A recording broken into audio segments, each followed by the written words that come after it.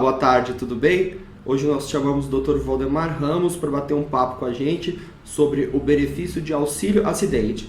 Ele vai nos explicar de maneira clara sobre como esse benefício é concedido e qual tem que ser a extensão do dano para que esse benefício seja aceito.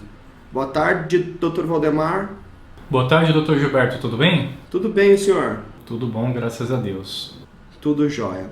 Doutor, eu gostaria que o senhor explicasse para a gente uma questão que ela é muito relutante, uma questão que é muito debatida. Qual tem que ser a extensão do dano? Qual é a graduação que o dano tem que existir para que o INSS tenha que conceder o benefício de auxílio acidente? Essa é uma questão extremamente confusa, doutor. O quanto dano tem que ser grave para que esse benefício seja concedido? Perfeito, doutor. Primeiramente, eu quero cumprimentar o doutor, dizer que é sempre agradável a gente bater esse papo, uma conversa informal, sem grandes termos técnicos, até mesmo porque o nosso objetivo, o próprio site Saber a Lei tem por este objetivo, divulgar um conteúdo em que as pessoas que não têm aí uma familiaridade com os termos jurídicos consigam entender de uma maneira clara, né, o que a gente está conversando aqui, o que a gente está falando. Então, provavelmente a pessoa que estiver nos acompanhando e for um pouco mais técnica, ela nos perdoe, porque nós vamos tentar esclarecer isso de uma maneira mais simples possível. Em relação ao benefício de auxílio acidente, doutor, antes de a gente começar a comentar sobre essa questão da extensão do dano, o grau do dano, se dá direito ou não ao benefício, eu quero mencionar o que vem a ser o benefício de auxílio acidente de uma maneira bem sucinta, bem rápida. O auxílio acidente, Dr. Gilberto, é um benefício de natureza indenizatória e ele tem um valor equivalente a 50% do salário de benefício aí do segurado da Previdência Social. Ele ocorre quando existe aí um precedente de um auxílio doença, em que a pessoa sofreu um acidente de trabalho ou não, ou até mesmo um acidente de qualquer natureza. Sobre isso até é interessante comentar que, embora o título do benefício constante na Lei 8.213 de 1991 seja auxílio acidente, é um benefício que ele não tem natureza meramente acidentária, decorrente de doença profissional ou acidente de trabalho. Na verdade, é um benefício também previdenciário, porque se a pessoa sofrer um acidente de qualquer natureza e consolidar aquelas sequelas e reduzir a condição de trabalho daquela pessoa, mesmo que não seja essa sequela, mesmo que não seja decorrente de um acidente de trabalho ou de uma doença profissional, ela também terá direito ao benefício de auxílio acidente. Então, o acidente, as pessoas se confundem achando que é um benefício meramente de natureza acidentária, e não é. Ele tem os dois aspectos, acidentário e previdenciário.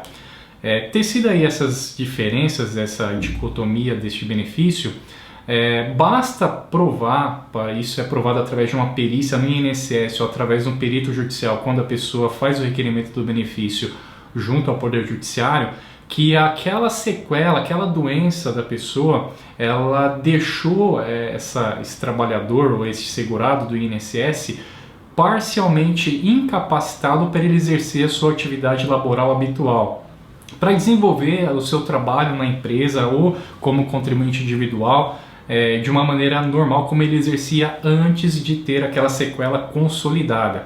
Porque quando essa sequela deixa a pessoa totalmente incapacitada, o benefício é outro, aposentadoria por invalidez. Neste caso, quando a pessoa apenas tem parte da redução da sua condição de trabalho, não é total e sim parcial essa redução, o benefício é o auxílio acidente, que ele tem natureza indenizatória. O que estava sendo discutido, inclusive no artigo no nosso blog saberalei.com.br, nós vamos disponibilizar a cópia dessa decisão, foi uma uniformização de um entendimento do TNU, ao qual um trabalhador sofreu um acidente e ele pleiteou o benefício de auxílio acidente. Foi negado este benefício junto ao INSS e ele conseguiu judicialmente. O INSS negou e também a segunda instância acabou negando este benefício para esse trabalhador que pleiteou, alegando que o grau de incapacidade dele era um grau pequeno, ou seja, ele não tinha atingido um grau alto suficiente de incapacidade parcial para obter a concessão do auxílio acidente. Na verdade, Dr. Gilberto, não existe na lei uma previsão legal de que esta incapacidade parcial deste trabalhador deve ser uma graduação de 10, 15, 20, 30, 50%. Não existe na lei, a lei é 8.213 de 1991, nenhuma previsão de que ao analisar numa perícia médica o grau de redução da capacidade desse trabalhador, se tem que ser um grau máximo, mínimo ou médio. Não existe isso na lei. Eu vou até mencionar o dispositivo 86 da lei 8.213 de 1991. Eu vou até mencionar o que consta aqui no texto da lei, evidentemente que nós vamos colocar aqui também no vídeo o texto integral, só para as pessoas entenderem. Então, o que diz o texto da lei? O auxílio acidente será concedido como indenização ao segurado quando, após a consolidação das lesões decorrentes de acidente de qualquer natureza, resultarem sequelas que impliquem redução da capacidade para o trabalho que habitualmente exercia. Ponto final. A lei não coloca um exceto, a lei não coloca condições. Basta provar que houve uma sequela e que houve a consolidação dessa sequela de forma definitiva e que tornou este trabalhador sem condições de retornar à sua atividade que ele exercia anterior a sofrer um acidente ou alguma doença profissional ou não, de voltar a exercer normalmente a atividade que antes dele ter aquela doença ou problema de saúde ele exercia, o benefício será devido. Então a lei aqui não estipula, não determina um grau, o perito ele não pode determinar, olha, é um grau leve de capacidade e ele pode se readequar, se reabilitar em outra função, outra atividade, portanto o benefício não é devido. Não, de forma alguma. Se isso acontecer, o trabalhador segurado que busca esse benefício deve buscar o Poder Judiciário para ter a concessão deste benefício reconhecida, porque a lei não determina nenhuma gradação em relação à incapacidade parcial para a concessão desse benefício, Dr. Gilberto. Perfeitamente, Dr. Valdemar, totalmente explicado. Eu gostaria apenas que o senhor desse uma melhor explicação sobre esse termo que os nossos internautas perguntam muito no site Saber a Lei. Por estar escrito acidente, o senhor falou que doença ocupacional também se iguala. Eu gostaria que o senhor esclarecesse isso para os nossos internautas, essa questão. Quem tem doença ocupacional que limite de alguma forma também pode ser beneficiado por este benefício ou são apenas acidentes típicos do trabalho? Não, doutor, bem pertinente a sua pergunta. Realmente, o pessoal fala só quem sofreu um acidente de trabalho que vai ter direito ao benefício de auxílio acidente. De forma alguma.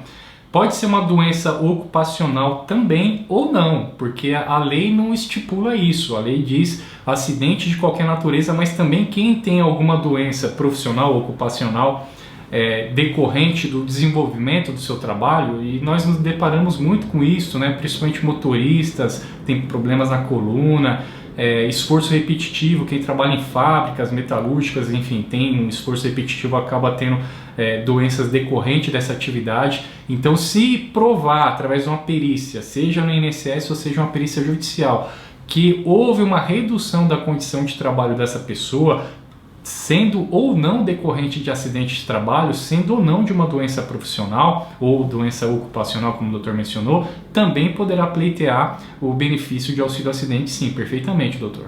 Então, doutor, mesmo não tendo qualquer relação, qualquer nexo com a empresa, com as funções que ele exerce, o trabalhador que tem um acidente fora da empresa, como por exemplo em um acidente de carro ou algo Exato. do gênero, que Exato. perca a sua capacidade, ele pode pleitear o auxílio acidente? Sim, ele pode ser concedido com esse Vou deixar o benefício? exemplo mais claro ainda, doutor. Vamos supor que a pessoa esteja na sua residência, ela tem o trabalho, é segurada da Previdência, contribui, ela está na sua residência.